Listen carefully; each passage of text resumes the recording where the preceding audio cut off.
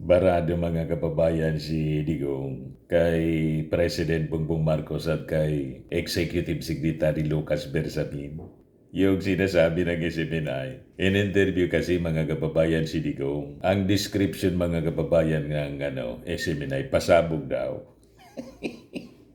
Tungkol sa national budget, nasabi ni Digong, may mga blankong items at mga page. Sabi ni President Bongbong Marcos, he is lying niya. Madaling sabi, sinungalingan niyan si Digong.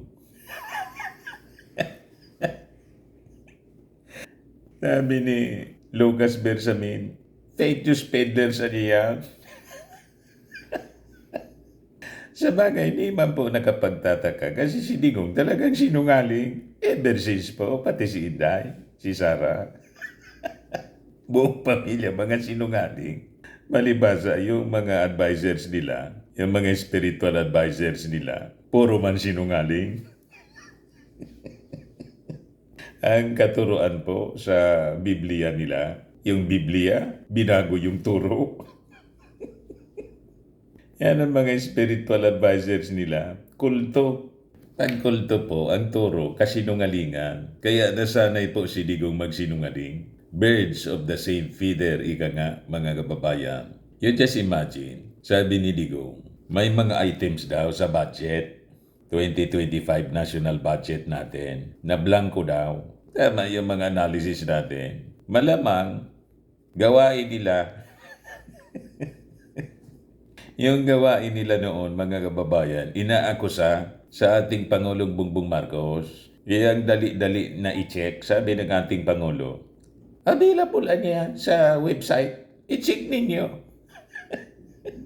Yan po sabi ng ating Pangulo. Fake news niya. Ito yung pinapakalat ni Digong, mga kababayan na kasinungalingan.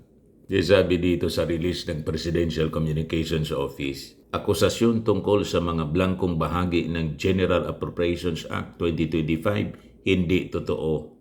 Ayan po, ang dali-dali i-check ko.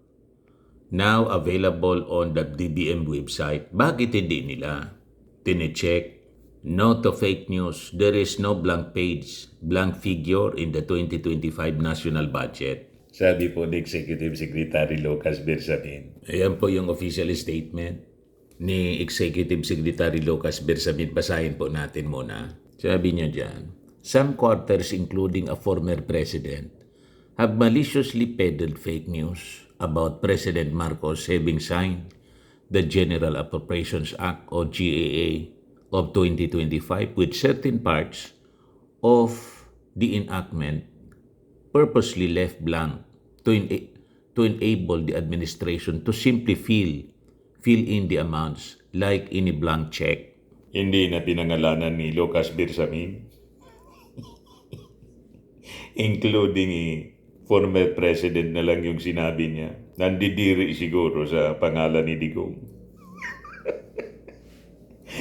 You just imagine mga kababayan, dati kang Pangulo, tapos fake news peddler ka.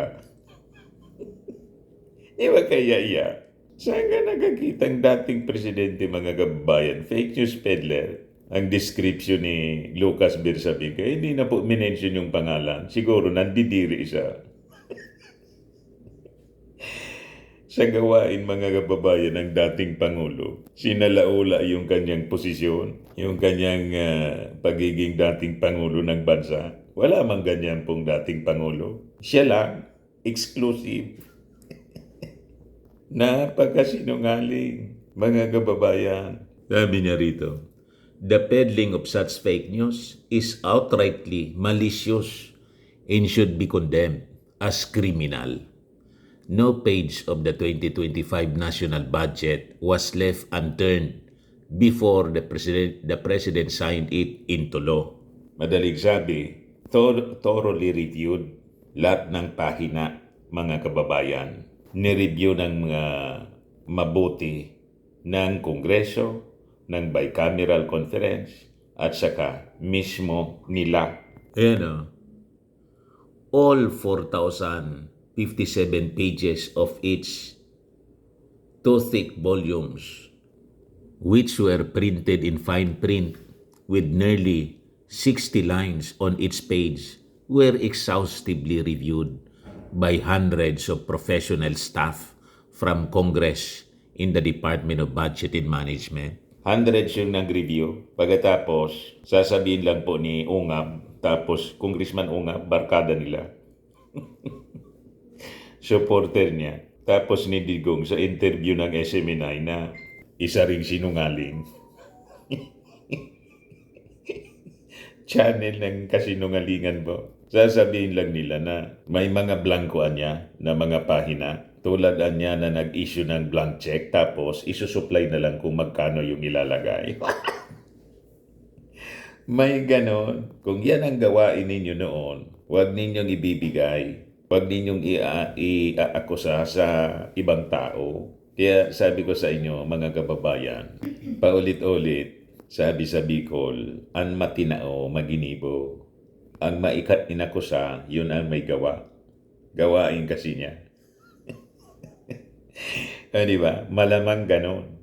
Kaya, dinurog agad po ng ating Pangulong Bongbong Marcos yung kasinungalingan ni Digong. Mamaya, parinig ko sa inyo yung interview ng mainstream media sa kanya. Imagine na nag-review, napakarami. Sabi ni Bersamin, this meticulous line-by-line scrutiny is a pre-enactment check performed by dedicated civil servants to ensure that the GAA contained no single discrepancy in the amounts being appropriated. It is impossible for any funding items to be left blank, as alleged by misinformed and malicious sources. Duda natin, talagang intentional yung ginagawang paninira po at pagpapakalat ng fake news kasi ang gusto ni Digong, siraan yung national budget para ma-divert mga kababayan yung issue sa impeach Sara. Gusto niyang i-divert. Nagtagumpay nga siya, mga kababayan, sa pagda-divert. Pero basag naman yung kanyang kasinungalingan. Basag agad. Ang saka po, noted pong sinungaling si Digong. Wala man siyang sinabing totoo. Lahat kasinungalingan. Ang totoo lang sa kanya, mga kababayan, sa kanyang administrasyon, yung AGK. Yun ang totoo. At saka yung AGK, inamin niya sa Quadcom. Tinuro nga po si Bato. Alam niya, si Senator Bato. Death squad din niya. Under oath. Nagsabi na siya ng totoo kasi ginisa siya ng Quadcom. Yan man lang po ang totoo sa mga sinabi niya. Pero yung mga other statements po, lahat baliktad. Sanay na sanay. Mga kababayan sa pagsisinungaling. Sabi po ni Lucas Bersamin, the true facts niya in the printed figures appearing in the GAA easily debunk the malicious claims of deliberate blanks being left for filling in. Makikita mo niya. I-download niya ninyo. Ang dali-daling i-download po. Pero talagang gusto niyang magpakalat, mangintriga mga kababayan para siraan yung ating Pangulong Bongbong Marcos, gatungan yung kudita. Ganon mga kababayan. Tapos nanawagan pa ng civil disobedience. Pag daw bayad ng buwis, yung ating mga mamamayan, gusto niyang i-cripple yung economy po. Kasi talo na natin yung barkada ng bansa, si Xi Jinping. Talo natin sa pag-unlad yung ekonomiya ng China, nalampasan natin. Yung China, palubog yung economy. Tayo mga kababayan, number 2, fastest growing economy sa Asia. You see, gustong isabotahin ni Digong yung sarili niyang bansa. Ganun katindi.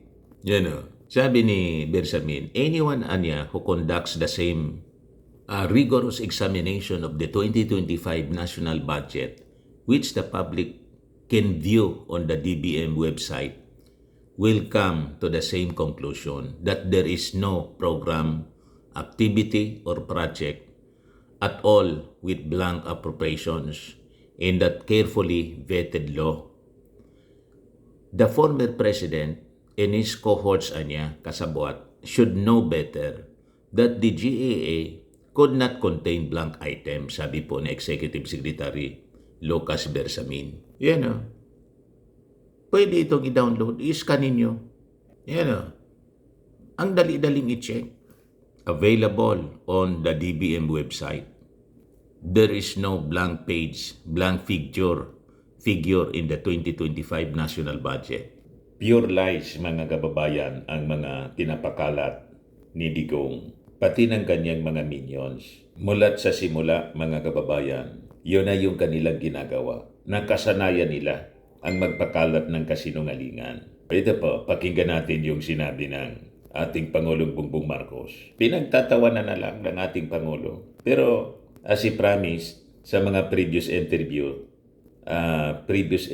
ng mainstream media, dadagdagan niya daw yung engagement sa mainstream media, pati sa social media. Kasi namimihasa yung pagpapakalat ng mga supporters ni Digong, pati ni Digong mismo, ng mga kasinungalingan. So kailangan niya i-engage, frontal engagement po, frontally. Ito nga yung ang kanyang ginagawa, mga kababayan. Pasag agad si Digong. Yan ating Pangulo, relax na relax. Nakatawa. Ano, pakinggan natin, mga kababayan, yung sinasabi ni Digong, ni President Bongbong. Sabi ng ating Pangulo, is lying niya, nagsisinungalingan niya siya sa ibang pananalita. Diretso, mga kababayan, tahas ang sinabi ng ating Pangulo na si Digong sinungaling. Sinungaling ka? Ano? Pakinggan natin ang ating Pangulo. Sir, regarding sa allegation po ni former President Duterte regarding sa blank item. He's lying. He's a president. He knows that you cannot pass a GAA without with a blank. He's lying. He's lying because he knows perfectly well that that doesn't ever happen.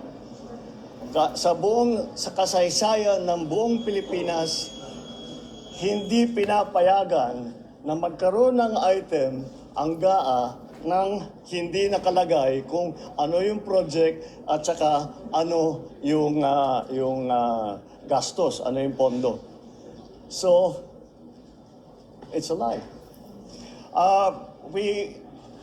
I was watching the news earlier today and people were saying it's 4,000 pages. Paano namin ibubusisiin yan?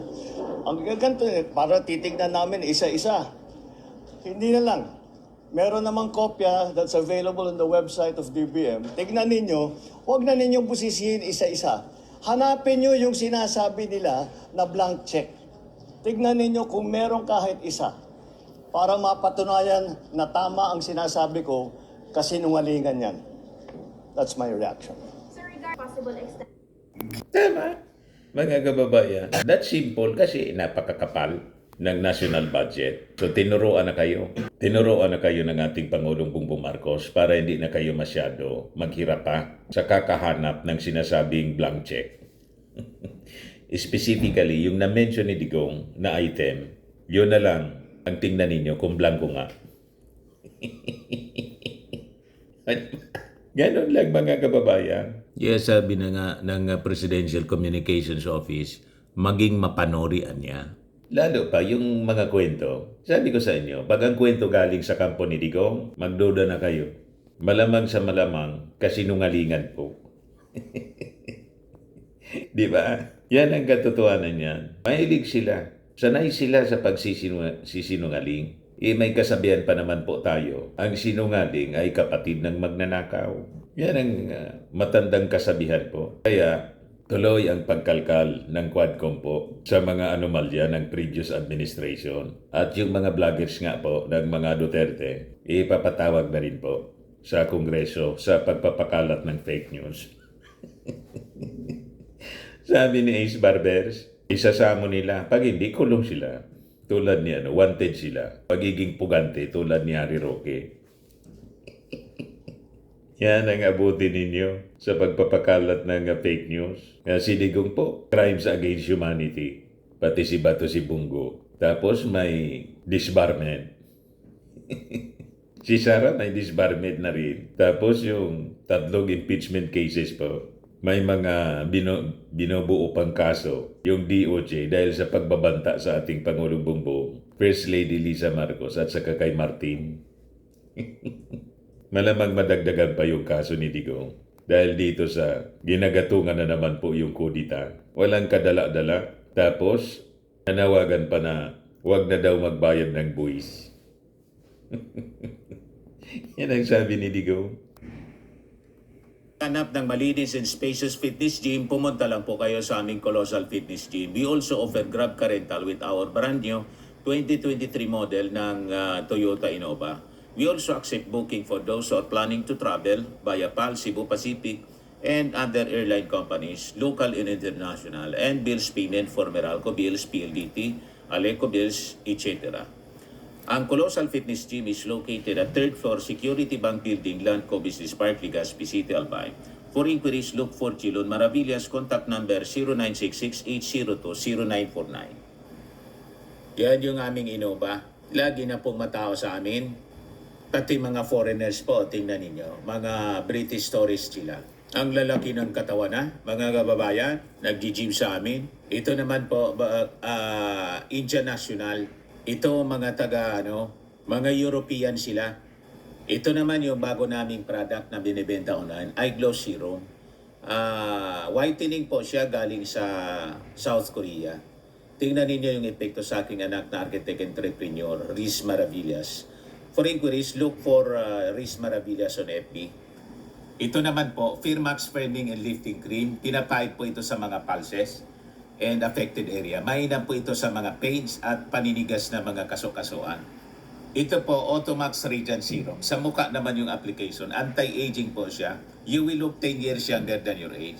Sa mga cancer patients naman po, baka lang gusto ninyo itong itry. Nengxia Red Mix Fruit Drink. Hindi man po siya gamot, food supplement siya. Kaya lang, gawa siya mga kababayan sa goji berry. Yung goji berry may anti-cancer properties. Yung mga inquiries ninyo, dumiretso na lang kayo sa aming messenger sa Facebook para masagot namin agad. Ayos po, ako po si Dante Maravillas. Bye-bye. God bless.